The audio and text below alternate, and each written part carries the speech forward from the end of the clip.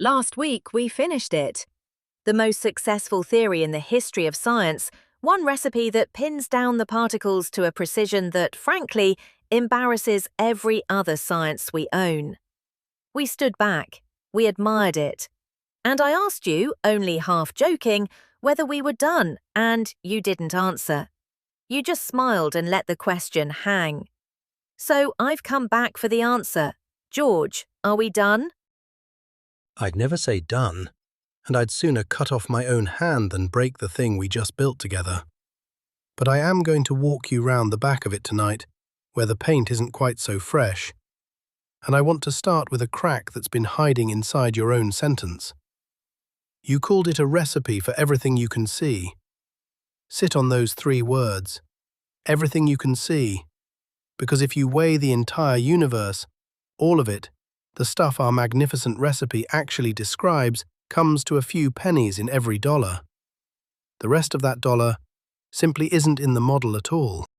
A few pennies on the dollar. We spent a whole season building that recipe, brick by careful brick, and now you're telling me it only accounts for the loose change. The loose change, more or less, and believe it or not, that's the gentle half of the news, because I haven't even mentioned the other thing yet. The force holding you down in that chair this very second, the one pressing your feet to the floor, the one that's run every second of your entire life. Our deepest theory of the particles has precisely nothing to say about it. Gravity isn't a small correction we forgot to add. It just isn't in there. Hold on, the force that is, right now, keeping me from drifting off my stool and out through the studio ceiling, the single most obvious fact of my entire physical existence, and the theory of everything simply forgot to include it. Didn't forget. Never had it. Not approximated, not tucked in a footnote, not lurking somewhere in an appendix. Absent. So here's where I'll leave you hanging for a beat, because it's the real question of the night. How does the finest theory ever built manage to leave out most of the universe and the most familiar force there is? And why on earth would I stand here and call that good news? You're not going to answer that yet, are you? Not yet. Let it sit and ferment, because every honest crack we name tonight is going to look, at first, like a small humiliation. And by the end, I want you to see each one as something much closer to a signpost. But we have to earn that ending. We don't get to leap straight to it. So let's take the hardest one first, and let's not flinch from it. Deliberately, though, that's the part that gets me. You're not stumbling onto these cracks by accident. You're marching me straight at them, on purpose, the very week after we threw a party for the thing. On purpose, yes. Because the party was exactly the right moment for it. A shaky theory you'd never dare turn around and interrogate this hard. You'd be afraid of what fell off. It's precisely because the recipe is so staggeringly good that we can afford to walk round the back and stare, unblinking, at what it can't do. A great theory's own edges are always where the next discoveries hide. The gravity one, then. All right, take me right into it. Because a stubborn part of me still doesn't believe you. This is the force that holds the planets on their tracks, that hauls the tides in and out, that brings the apple down off the branch. How is it even possible that the most triumphant theory in all of physics has no room for the most important force in ordinary life? Because, and this is the exquisite irony of it, gravity already has a theory, and it's a masterpiece. Einstein handed it to us. It is every bit as beautiful as our particle recipe, many would say more so. But it's a theory of a completely different shape. Ours is a quantum theory. Little discrete quanta, probabilities, particles nudging one another by tossing yet more particles back and forth. Einstein's gravity is smooth. It's pure geometry. Matter bending the shape of space and time, and everything else simply coasting along the curves those bends carve out. And here's what makes it sting. For me personally, I have felt gravity every single day of my life. Every stumble, every dropped cup, every ache, hauling myself up the stairs. I have never once, not for a single heartbeat, felt the strong force with my own body. Yet the strong force is snug inside the recipe, and gravity isn't. That's the whole cruelty of it in one sentence. The forces you've never consciously felt, we captured to perfection. The one force woven into every waking moment of your existence, the one your own inner ear is tracking this very second, is the one we can't write down in the same book as the rest. Familiarity, it turns out, is no guarantee of understanding. So it's not that we've got nothing for gravity, it's that we've got two brilliant things that won't sit at the same table. That's it exactly. Two masterpieces, written in two languages that flatly refuse to be translated into one another. On one side of the room, our quantum recipe, ruling the very small with an iron and perfect hand.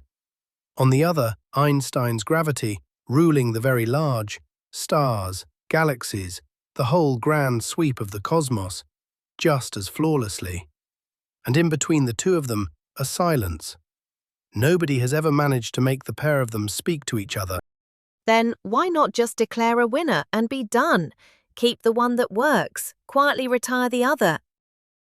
Because, and this is what makes it so beautifully maddening, both of them pass every test we can throw at them, each in its own domain. Einstein's gravity has never been caught out where it rules. The quantum recipe has never been caught out where it rules. You cannot retire a theory that keeps being right. We're not choosing between a good idea and a bad one. We're stuck holding two flawless ideas that refuse to shake hands.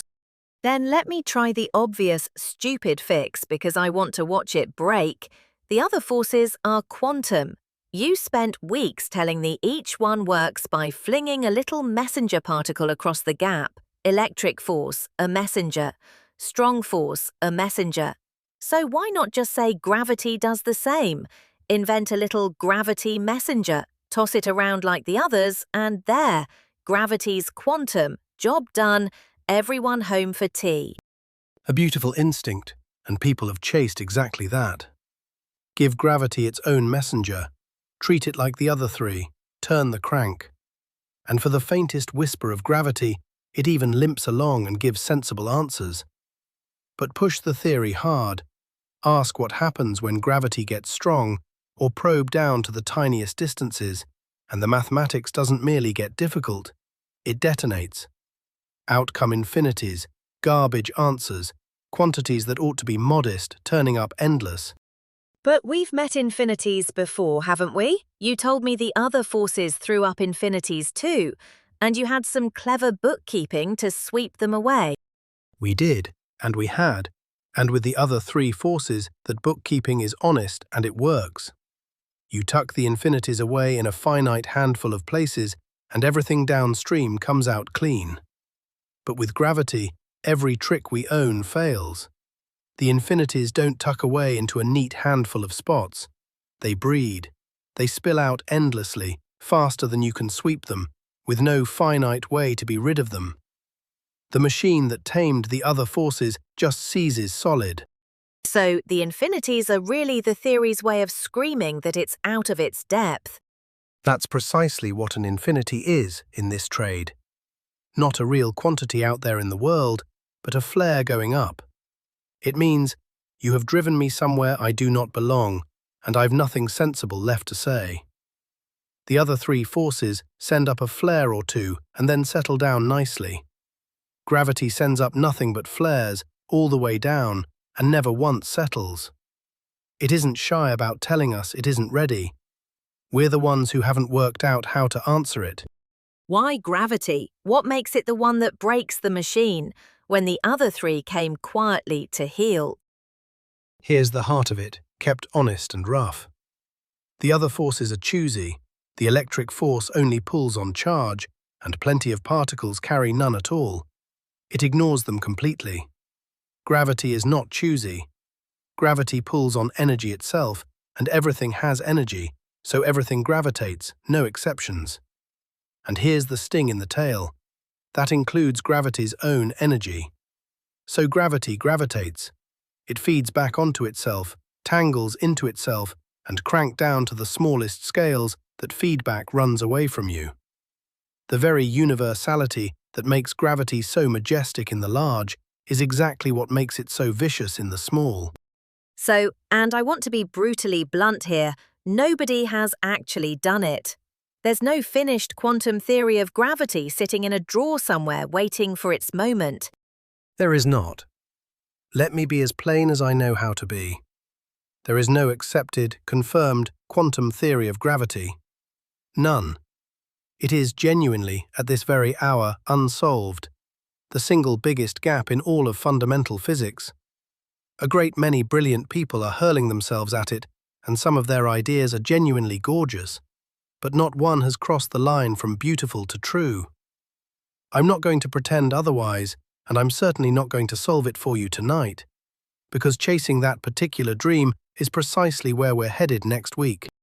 All right, but here's what puzzles me. If gravity is missing from the recipe, and the recipe still works to that ridiculous precision you keep bragging about, then out there in the laboratory, does the hole even bite? Does anyone actually building the particle recipe ever stop and miss gravity? Almost never, and that's the whole reason we got away with it for so long. For a single particle, gravity is so laughably feeble next to the other forces that you can ignore it entirely and lose nothing. The two great theories live in different neighborhoods and never knock on each other's doors. The recipe rules the tiny, Einstein's gravity rules the huge, and in between lies a comfortable stretch of no man's land where neither ever has to answer for the other. But you said almost. Where do they collide? Where does that comfortable silence between them start screaming? In exactly the places that keep physicists staring at the ceiling at night. The heart of a black hole, a colossal mass crushed down into a speck, where the very large and the very small are forced into the same tiny point. Both theories shouting over each other at once, and no language on Earth to referee between them. Or the very first instant of the universe, everything that exists squeezed smaller than a single particle. There, precisely there, you need gravity and the quantum world to speak as one voice. And we simply have no idea how to make them do it. The biggest hole in all of physics, and it's sitting in plain sight. You're not looking at it, Alice. You're sitting in it. And at those two places, the heart of a black hole, the very first instant, we don't just get a fuzzy answer. We get no answer at all. We get nonsense. Push the recipe and Einstein's gravity into the same tiny spot. Ask one honest question, and the mathematics hands back those infinities again. The sure sign a theory's been driven clean past the edge of what it knows. And yet nature does something perfectly definite in there. A black hole's heart is a real place. The first instant really happened.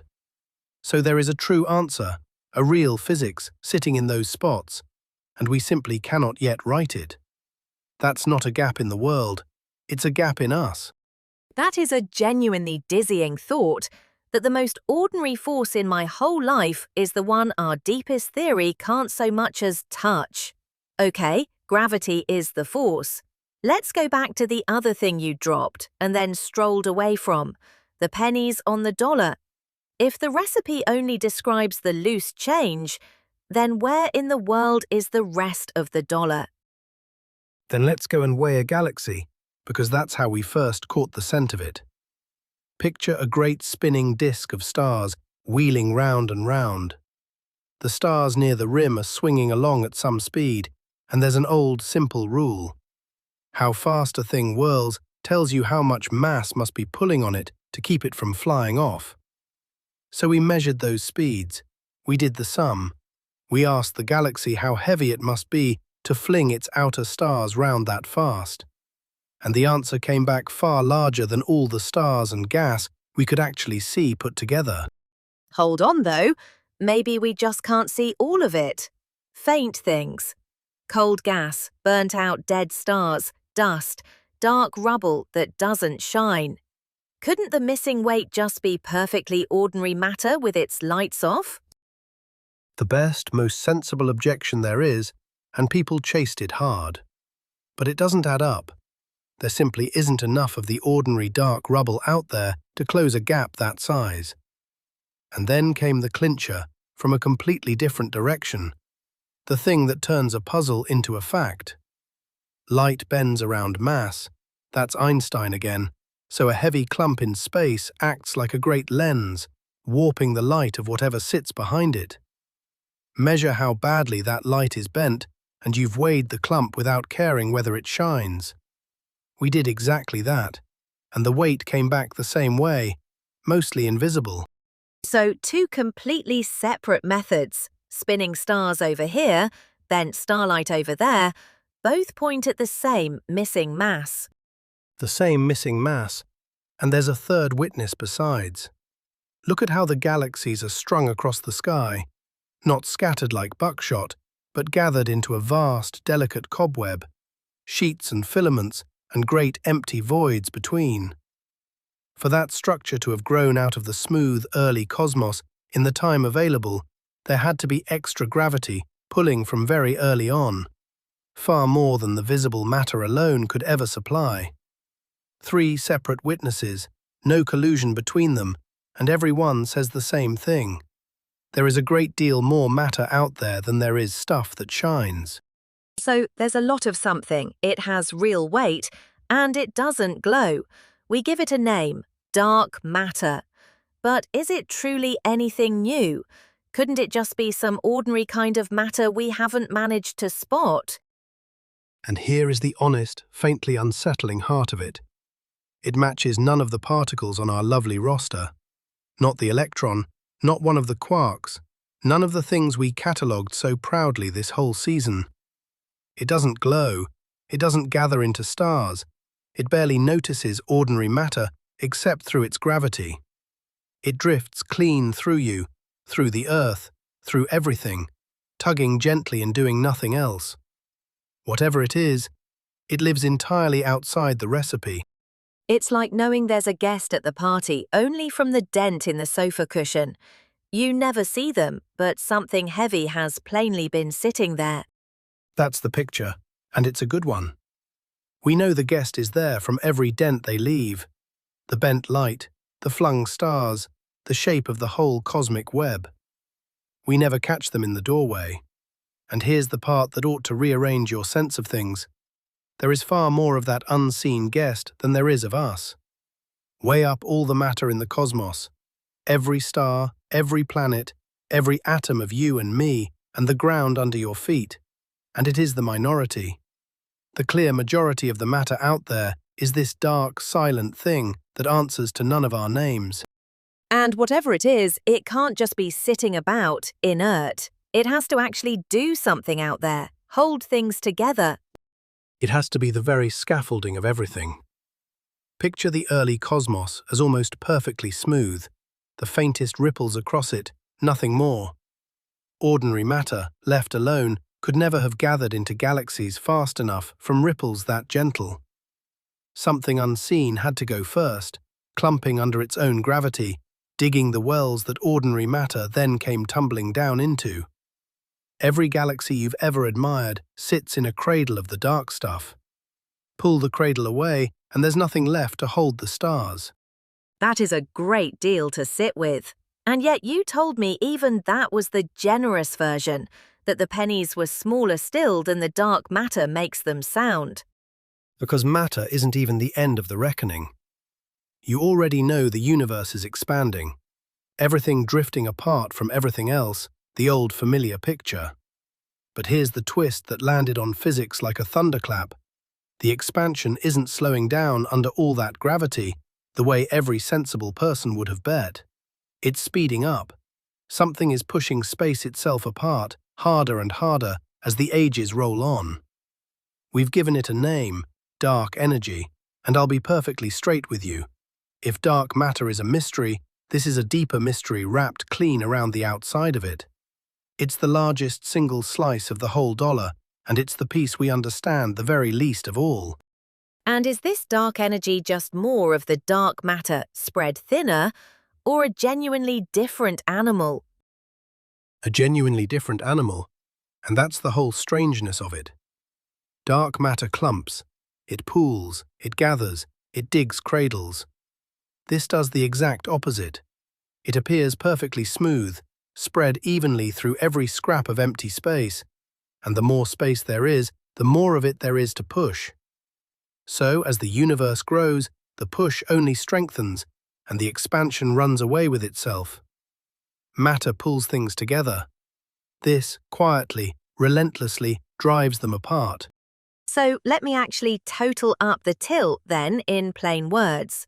The stuff we genuinely understand, the atoms, the particles of the recipe we're all so proud of. Is a few pennies on the dollar. The dark matter, a good fat wedge more than that. And the dark energy, most of the rest of it entirely. The theory we celebrated last week, the crown jewel of all physics, describes the one small bright coin sitting at the bottom of a very large, very dark pocket. And I want to be scrupulous with you here, because this is exactly where lazy talk does real harm. We know these dark things are there. We can weigh them, we watch them bend light. We see them shaping the whole architecture of the heavens. What we cannot tell you, what nobody honest can tell you, is what they actually are. And you're not about to hand me a guess dressed up in the clothes of an answer. I am not, because that would be a lie in a very nice coat. There is a whole wardrobe of guesses out there, clever ones, elegant ones. People have poured entire careers into them. Not one has ever been caught in the act. Naming my personal favourite and calling it the answer would be precisely the cheat I promised you at the top of the night I wouldn't pull. So I'll leave it exactly where the evidence leaves it. There is a great deal out there. We do not know what it is. Full stop. And you're genuinely confident it's real stuff, not just us mismeasuring or gravity itself misbehaving at those colossal scales. People have poked hard at both of those escape routes, exactly as good skeptics should, and the dark matter keeps on winning. The evidence lines up from far too many independent directions, and it hangs together far too neatly to be a mirage of sloppy bookkeeping. Could there be a genuine surprise buried in there we haven't spotted? Always, I'd never slam that door, but the honest weight of all of it points at real, unseen stuff. We just can't yet hold a piece of it in our hands and say, "There, that's you." Right, a force we can feel and can't fit in. A universe mostly built of shadows we can't name. But surely, the particles we did catalogue, the ones actually on the roster, at least those behaved themselves. The recipe nailed those ones, clean. For the most part, gloriously so. But you've already met a crack in that very roster, with your own 2 eyes earlier this season. Cast your mind back. The ghost. The neutrino, the shy one that barely exists, the one that streams straight through the entire Earth without so much as brushing a shoulder. That very ghost. Now remember what it did that so thoroughly rattled everyone. It changed its kind, in mid-flight. It set out as one type and arrived as another, quietly rewriting itself somewhere along the road. And that shapeshift is only possible under one strict condition. The neutrino has to be carrying a mass. A featherweight of a mass, but a mass all the same. And the original recipe, as it was first written down, what did it say the neutrino weighed? Exactly nothing. The standard model, in its first clean draft, declared the neutrino massless. Flat, confident, a proud round zero. As built, the theory simply had no slot to hang a neutrino mass on, no hook to catch one. And then nature strolled up and showed us the ghost changing its kind, which it plainly cannot do without a mass. So the mass had to be put back in, after the fact, sewn into a theory that had sworn on paper there wasn't one to sew. So it wasn't predicted at all, it was patched. Taped on afterward, if we're being blunt. And it works. The mended version fits the ghost beautifully. But nobody pretends the mass fell out of the theory of its own accord, because it didn't. We caught nature red-handed, then went back and quietly let the theory in on the secret. And here's the part that really itches. The neutrino's mass isn't merely small, it's preposterously, almost insultingly tiny, feathery beyond anything else on the roster, lighter than the next lightest thing by a gulf nobody can account for. So we know there's a mass, we've stitched it in, and we still can't say why it's that ludicrously, impossibly light. Not a clue.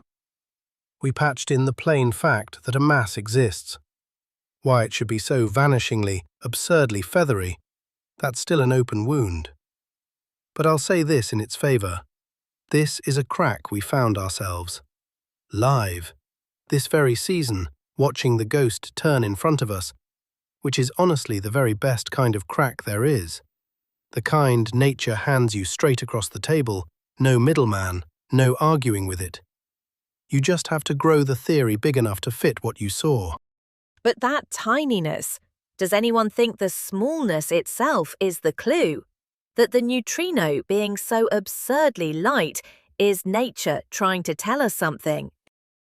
A great many people feel exactly that, right in the gut. That a number so extreme simply can't be an accident. That the ghost's featherweight is a door left ajar to whatever lies beyond the recipe. It's a tantalizing thought, and I feel the pull of it myself. But feeling a thing and proving it are two different countries, and nobody has yet crossed from one to the other. So I'll say only this and no more. The neutrino is the one particle whose very lightness might be pointing somewhere. And I'll leave the somewhere honestly blank. All right, here's one that's been gnawing quietly at me since the Mirror World night. You told me back then that every particle has a mirror twin, antimatter, equal and opposite in every respect. Same mass, opposite charge, a perfect reflection of itself. Dirac saw it first.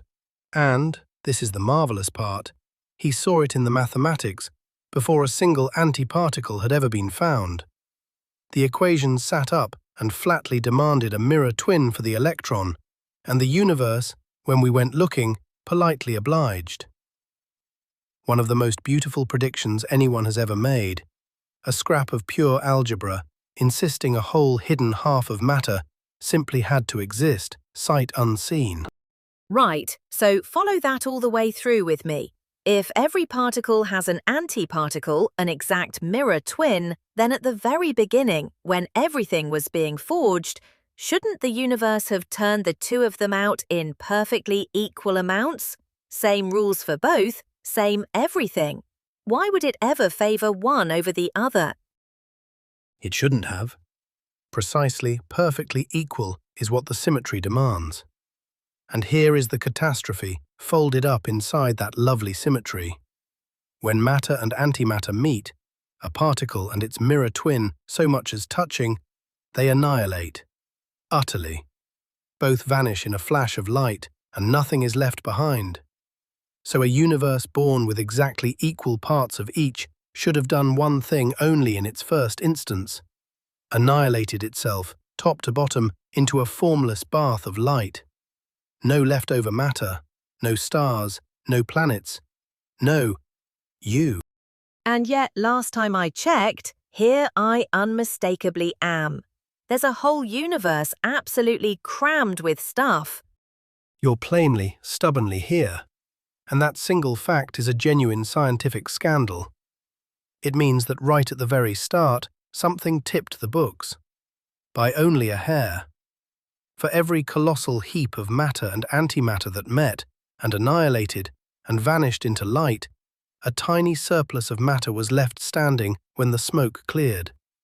And that thin, accidental-looking remnant, the slim margin that didn't cancel, is everything there is.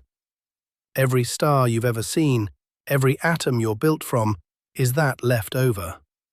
The scraps of a war that came within a hair of consuming the lot.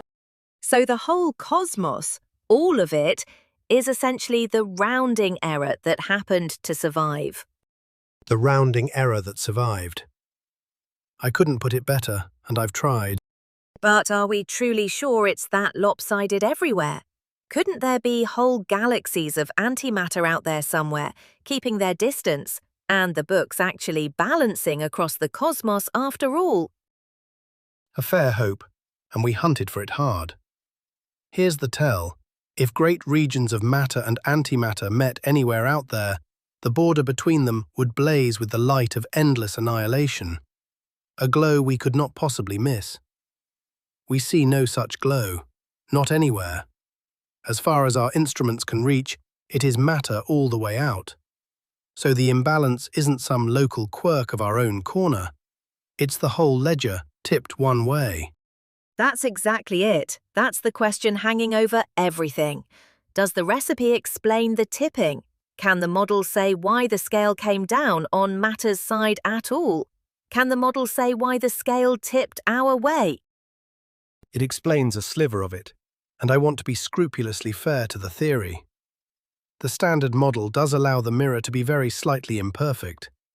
Matter and antimatter don't behave in exactly the same way. There's a faint asymmetry baked into the recipe, and we've measured it in the laboratory. It's real. But when you tot up how much tipping the model actually permits, it falls hopelessly, embarrassingly short. Nowhere near enough to account for the whole mountain of surviving matter that went on to build every galaxy. The tip we can explain is a whisper. The tip the universe plainly took is a roar.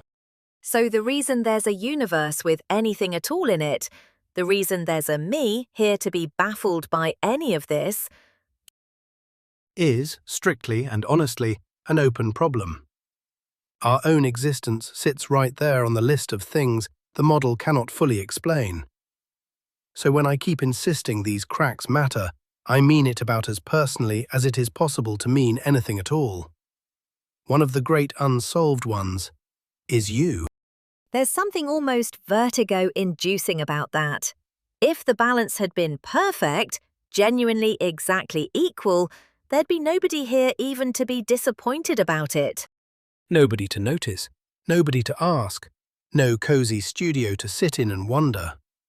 A perfectly fair beginning would have been a perfectly empty one. So the very fact that you can be puzzled by the imbalance is only possible because of it. We are, every one of us, walking evidence of a crack in the model. And that isn't a morbid thought to me. It's rather a stirring one. Right, let me line up the confessions so far. A force we can feel and can't fit in. A universe mostly made of things we can't name. A ghost whose mass we had to sew on afterward. And now the plain fact that we exist at all.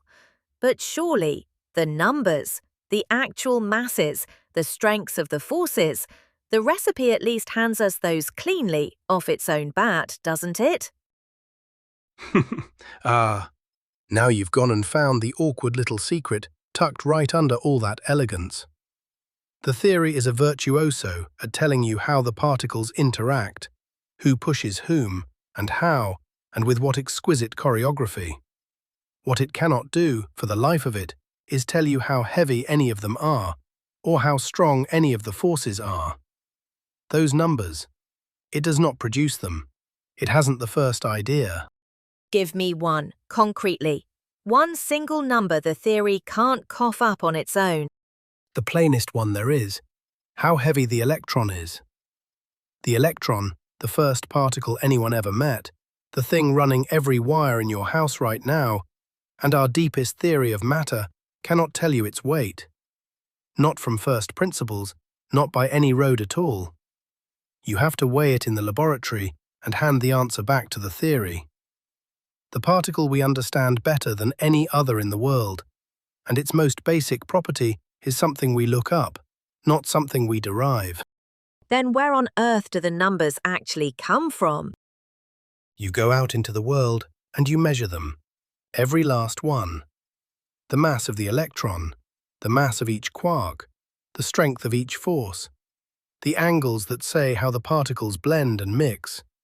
A couple of dozen numbers, all told, and every one has to be measured out there in reality and fed back into the theory by hand. The recipe gratefully accepts them. It cannot, on its own, explain so much as one of them. So it's a recipe with a couple of dozen pinches of just trust me. That is exactly, perfectly what it is. 24 little pinches, every one of them labelled. Go away, measure this, then come back and believe it. Picture a magnificent machine, flawless engineering, gleaming, humming, with a couple of dozen dials on the back panel and not one word of instruction about where to set any of them. The theory hands you no clue at all. You read the settings off the universe itself and you dial them in, one by one, and only then does the marvelous thing come alive. Mind you, just measure it makes it sound easy.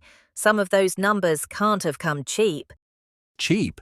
Some of those dial readings are the hardest measurements our species has ever made. Whole careers poured out to pin one number down. So there's no disrespect in measured, not predicted.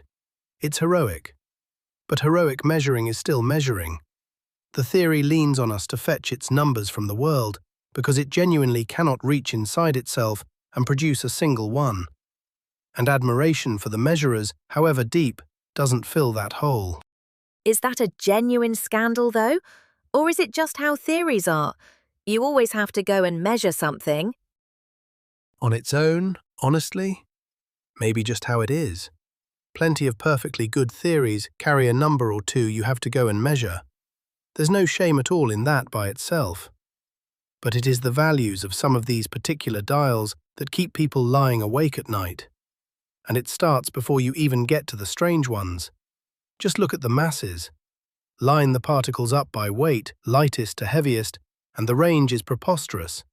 A spread so vast there's no rhyme to it, no ladder, no tidy pattern the theory can point to and say, "Ah, of course, that's why." It just shrugs and takes the numbers you bring it. And it's not only how heavy they are, is it? There's the whole strange business of there being 3 copies of everything, 3 families of particles, each one a heavier echo of the last. 3 families, and the theory hasn't the faintest idea why 3. Not 2, not 30, not one lonely set. Everything in ordinary matter is built from the lightest family alone. The 2 heavier ones look almost like nature showing off, running off copies nobody ordered. Why they exist, and why exactly that many? The recipe takes them, arranges them beautifully, and cannot breathe a word about why they're there. Another thing put in by hand. Is there any hint of a pattern, though? Any secret order in the masses that somebody's spotted? People have squinted at those numbers for a very long time, hunting for the hidden order. A rhythm, a rule, anything. There are teasing little hints here and there that set hearts racing and then dissolve when you look harder. Nothing solid, nothing anyone has nailed down. And I'm not going to hand you somebody's favourite pattern and pretend it's the answer, because it isn't one yet. Fair, but you said the masses were only the warm-up. Where does it get genuinely uncomfortable? With the forces. Line them up side by side. The strong force, the electric force, the weak force, all of them roughly in the same league of strength. Cousins, more or less, all shouting at comparable volumes. And then, gravity. Gravity is weaker than the other 3 by an amount so colossal that the word weaker barely rises to the occasion. Unfathomably, dizzyingly, almost obscenely feeble next to the rest of them. Not a little weaker, weaker by a chasm. Hang on, though. That's the same gravity that's got me firmly pinned to this chair. It does not, from where I'm sitting, feel remotely feeble. Because you've got the entire Earth pulling on you at once. A whole planet's worth of matter ganging up on one small person. But between 2 single particles, just the pair of them alone, gravity is so unimaginably faint next to the other forces that in the whole recipe we're simply allowed to ignore it completely and never pay a penny for the omission. That gulf, that staggering canyon in strength between gravity and everything else, is itself one of the dials. And nothing anywhere in the theory says a single word about why it sits where it sits. And let me guess where this is going. It sits at exactly the sort of value that happens to let stars burn steadily and atoms hold together, and there be a universe worth living in at all. Which is precisely, maddeningly, what gnaws at people. A few of these dials appear tuned, balanced on a knife's edge, at values where, had they been much different, the cosmos would look nothing like this one. No stars, no chemistry, no us to notice. And here honesty forces me to stop dead, because there's a cliff at this exact spot and people tumble off it constantly. It is genuinely, deeply unsettling, that balance. So what do you make of it? When a number sits balanced that finely, what's it actually telling you? That's the thing. I don't know. And neither does anyone else. And that's the only honest answer there is. It might be a profound clue we simply haven't decoded yet. It might be that we're missing a deeper reason that would one day make the value look obvious in hindsight, the way so many mysteries do once the penny drops. Or it might just be the way the dice happen to land, and our sense of astonishment is the only real illusion in the room. I am not going to tell you which, and anyone who tells you they know for certain is selling something. Doesn't it drive you a little mad, though, to have built something this precise and still be reading a couple of dozen numbers off the universe like items on a shopping list? Some nights, yes, it does. Other nights I think it's the theory being scrupulously honest about the reach of its own arm. It never once promised to explain the numbers, only to tell you, flawlessly, what follows the instant you have them. The dream, of course, is a deeper theory underneath this one that would hand us the numbers for free, no measuring required at all. We do not have that theory, and wanting it badly is a completely different thing from having it. That's a discipline I have to practice every day. So you're going to leave the unease sitting right there, as unease. You're honestly not going to resolve it for me. As honest unease, and not a scrap more than that. That is the only place the evidence lets me set it down. To dress it up as proof of something grander, that the balance was arranged, or that it points to some particular grand picture, would be me betraying the very honesty this whole night is supposed to be built on. I'd rather leave you uncomfortable and truthful than comfortable and lied to. Okay, I have to just say the thing out loud, because laid out back to back like this, it genuinely sounds bleak. Missing gravity, missing matter, a patched-on mass, a couple of dozen dials the theory can't set, a few of them balanced on a razor's edge. George, is physics broken? No, and this is the turn I'd been holding my breath for all night. So let me make it properly and make it stick. Not one single thing we named tonight means the theory is wrong. Hear that difference? Because absolutely everything hangs on it. Everywhere the standard model actually opens its mouth, every particle it describes, every interaction it predicts, every number it's been handed, it is still right. Spectacularly, unbrokenly right, to a precision nothing else in science can come near. We did not find one place tonight where the theory speaks and lies to us. Not one.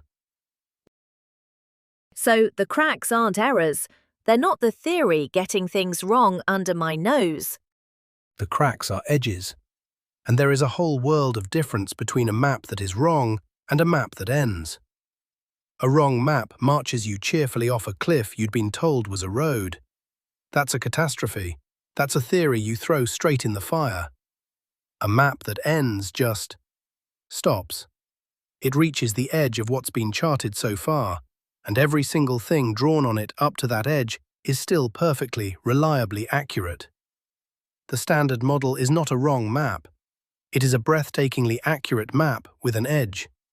And all night, all I have actually done is walk you out to that edge and let you look over it. Incomplete, not incorrect. And those are completely different words.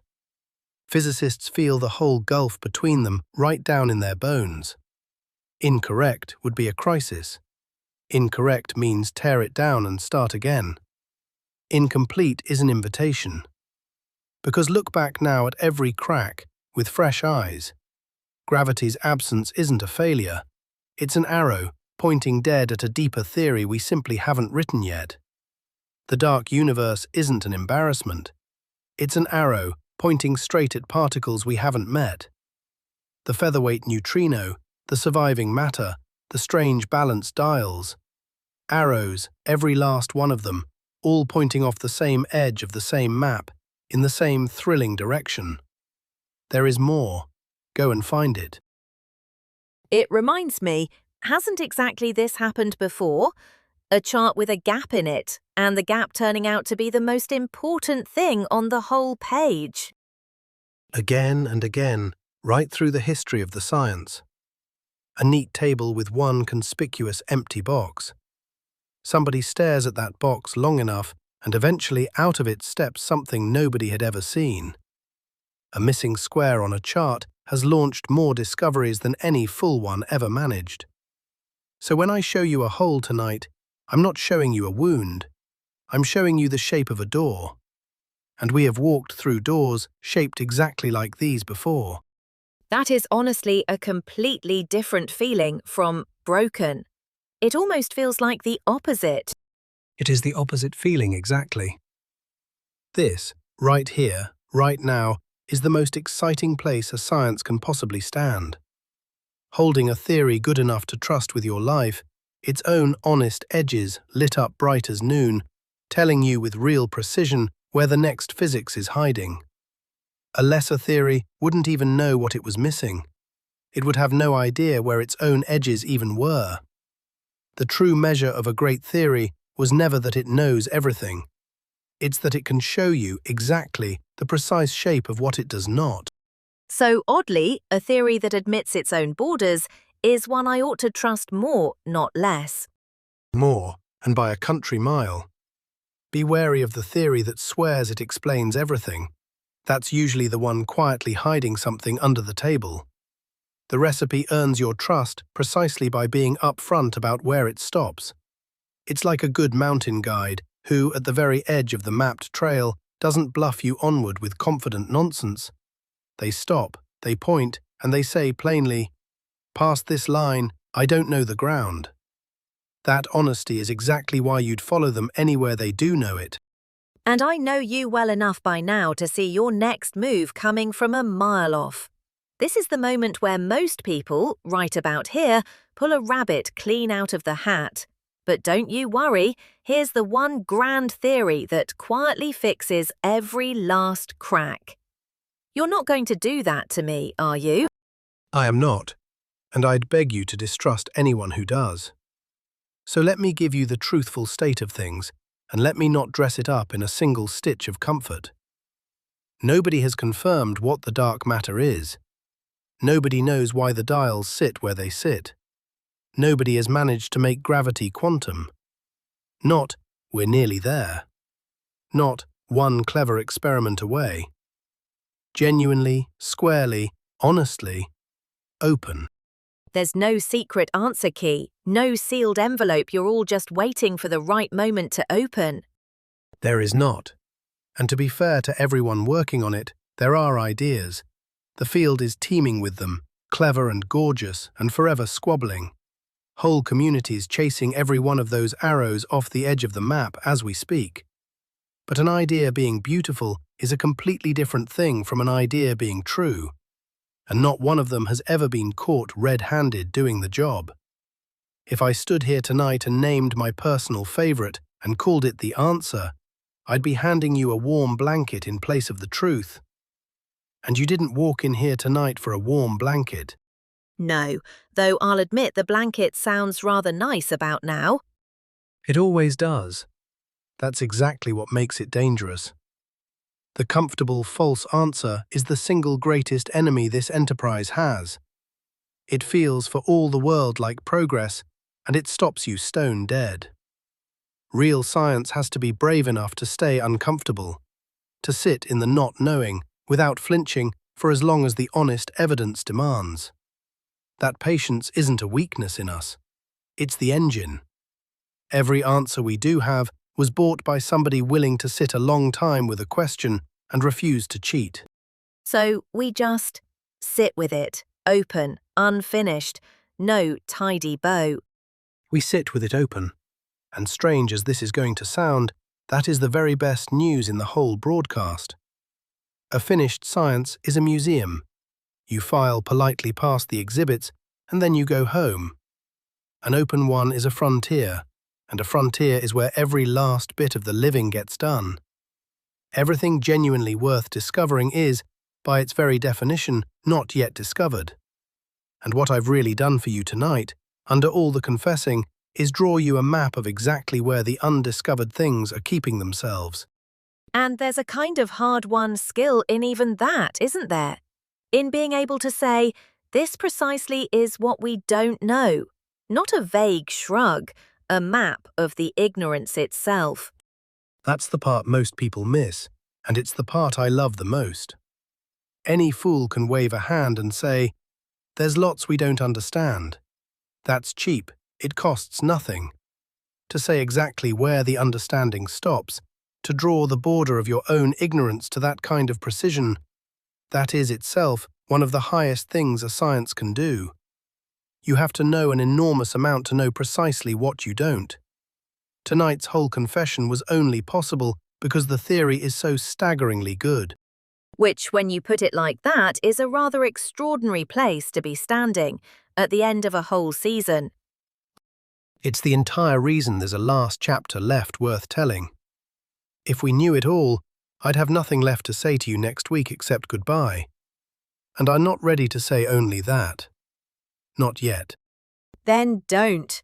But before we point at next week, say the reframe once more, plainly, so I carry that out the door and not the gloom. Plainly then, and carry this one out with you. The standard model is not wrong. It is the most right thing our species has ever written down. And it is unfinished. Those two facts sit together perfectly comfortably, and holding both of them at once, without ever letting go of either, is exactly what it feels like to stand at a real frontier. Not despair, not smugness, both at once. Right, and not yet done. So walk me out to that edge one more time, gently, the whole confession in a single breath before we go. A force we can feel in every step we take and cannot fit into the model. A universe built mostly of things we can weigh but cannot name. A ghost's mass we had to stitch on after the fact. Our own existence, unexplained, and a fistful of dials nobody alive can account for. That is the edge of the map, and the only question left standing at that edge, the natural one, the human one, is the one I can see you're already winding yourself up to ask. Which is, so what do we actually do about it? We've found the cracks, we've stopped pretending they aren't there, we've stared straight down into every one. How does anyone actually go looking through them? That is next week. And next week is the last of them. The finale, where I stop naming the holes altogether and finally show you the hunt itself. How the search really runs now, where the sharpest minds in the world are looking, and the oldest, most stubborn, most beautiful dream in all of physics. To gather the forces into one, and at long last bring gravity home. All of it on one final night. A goodbye, though. You keep dropping that word. Goodbye. And it's been sitting oddly with me since the first time you said it tonight. It has to sit oddly, doesn't it? 13 nights was always the shape of this thing. But don't go mourning it early. A season that ends is only sad if it went nowhere. Hours travelled from a single strange particle all the way to the honest edge of what anybody knows. That is not a thing to grieve. That's a thing to finish properly. So we'll save the goodbye for exactly where it belongs, the very last minute of the very last night, and spend everything before it on the hunt. The edge of the known. The edge of the known. Bring everything you have gathered this whole season. You'll need every last scrap of it, and I think you're going to be startled at how ready you already are. You keep saying that. Ready. Ready how? A season ago, I couldn't have told you a quark from a hole in the ground. And tonight you sat through the deepest open problems in all of fundamental physics and pushed back on every one of them, sharply and in the right places. That's how. You didn't merely collect the facts, you built the instinct underneath them. The person who started this season would have heard gravity isn't in the model as a terror. You heard it just now as an invitation. That's the whole distance traveled. And it's precisely what next week is going to ask of you. Then I'll meet you right there, at the edge, for the last one. Because tonight was the honest confession, wasn't it? That the finest theory we have ever built describes only the loose change of the cosmos, can't feel the force holding me in this chair, and can't tell us why there's a me here to ask about it. And none of that is the theory failing. That's the theory being honest enough and great enough to point clean past itself at everything still waiting out there. It isn't broken. It isn't remotely close to broken. It's simply not finished. And next week, we walk out to the edge and look, together, at what finishing it might mean. Save me a seat. Next time, the edge of the known.